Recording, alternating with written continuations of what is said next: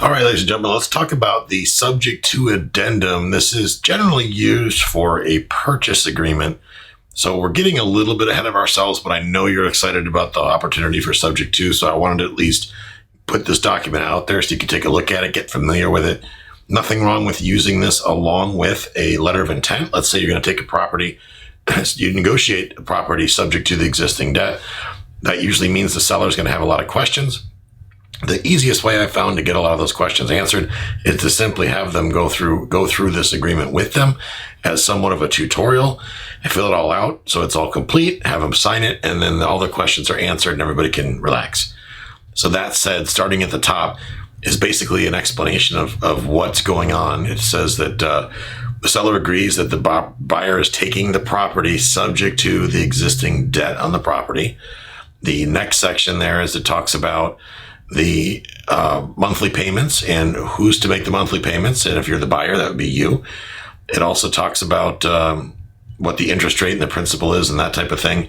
It goes on, covers some other legal mumbo jumbo and gobbledygook that we don't necessarily need to concern ourselves with, but go ahead and read through it anyway. Make sure you're familiar with it. And then on that first page, the last section is going to cover the payment of the existing loan in full and payment of the seller's equity, because let's use the $100,000 example. You're going to buy a house for $100,000. There's an $80,000 existing mortgage. You're taking the property subject to that $80,000 mortgage. Well, $100,000 minus $80,000 leaves us with $20,000. This section is going to go into addressing how we're going to get that seller that extra $20,000.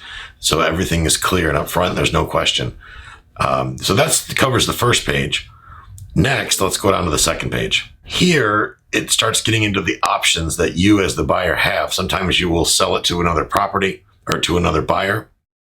And in that case, language will dictate whether the loan is paid or not.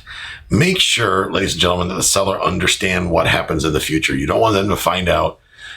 Understand that a lot of times people don't read these agreements, and it's important that you go through these agreements with them so they fully understand what they're signing for and they understand the sequence of events. The last thing you'd want to do is to commit to another end buyer, sell it to somebody else, have the seller freak out, and the transaction blow up in your face. Best bet is always disclose. Give them all the information they need. Give them this documentation. Make sure they sign it if they want to have it reviewed by their attorney. By all means, that's a great idea. Matter of fact, I even suggested, I'm like, here's their subject to agreement. Please send this over to your attorney. Have them review it. If they have any questions, they can get with my attorney and yada, yada, yada. Additionally, we talk about in section 3, non-assumption of the existing loan. It clarifies that we are not assuming the mortgage. We are taking the property subject to the existing mortgage, which really means that if the event I don't pay, that seller is not off the hook for that mortgage until we sell the house and satisfy the mortgage, or we refinance the house and satisfy the mortgage. We want to be very clear on that. A lot of times people take what you say and twist it to be what they want to hear. You say, hey, Mr. Seller, I'm taking the property subject to the existing mortgage.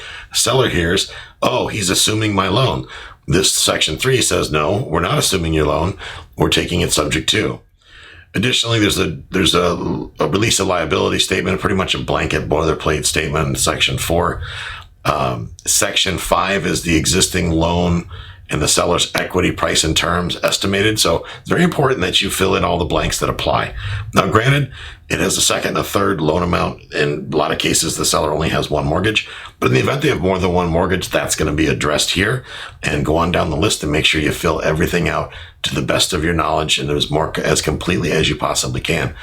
The next section addresses what happens if there's any differences in the loan balance. In other words, if the seller says they owe $100,000 and they owe $150,000, it talks about how that will be adjusted, and usually it winds up being a credit to the buyer at closing. The number 7 is the due on sale clause and a transfer clause. Basically, you're telling the seller that it's possible that a due on sale clause may be triggered and how to address that. Also, it talks about any new debt or encumbrances that the seller is not going to, that's in section 8, not going to take on any new debt. The last thing you'd want is to start paying the seller's mortgage. Next thing you find out, this joker's out there taking 3-4 mortgages on his property, and you'll never be able to buy it because of all these extra mortgages. So he's basically signing that there's no other mortgages there and that they won't really put any more mortgages on it. That's to your benefit, trust me. Interest deduction talks about who gets to take the interest deduction for their taxes, right? Both people really can't take it. Now, I'm no CPA, but I would be very careful with this section. If you're going to get the interest deduction, you better darn sure make sure the seller knows that, because the seller, technically, even though they don't own the house, they own the debt, right? So they're liable for the interest. Their CPA may be saying, no, Joe, you get to take the deduction. And your CPA is saying, no, Jim, you get to take the deduction. And if you guys don't work that out in writing in advance, well, guess what's going to happen? You're both going to take the deduction. Wouldn't it be unfortunate if the IRS found out you both took the same deduction on the same mortgage for the mortgage interest? That's going to get sticky for you, and you might be looking at an audit or fines or penalties, or the seller may be in the same situation. Regardless, it'll turn a good situation and a problem-solving situation into a very bad one that will disadvantage either you or the seller or both. So to avoid all that, that's why this agreement's here. That said, boys and girls, make sure you sit down with your CPA and they help you clarify where you're at. If it were me, I would take this document, use it as a boilerplate, but I would take it to my attorney in my state, wherever I am, and make sure they're okay with the way everything's worded. Taking a property subject to there are laws on the proper ways to do things and the improper way to do things. So it helps to have a real estate attorney help you with the paperwork. These forms are intended for you to use as templates, subject to, there's that word, subject to review from your attorney. I am not an attorney, and I'm not giving legal advice. I did, although have an attorney prepare those documents. However, that attorney is an attorney in the state of Florida. So you'll want to run by your own attorney.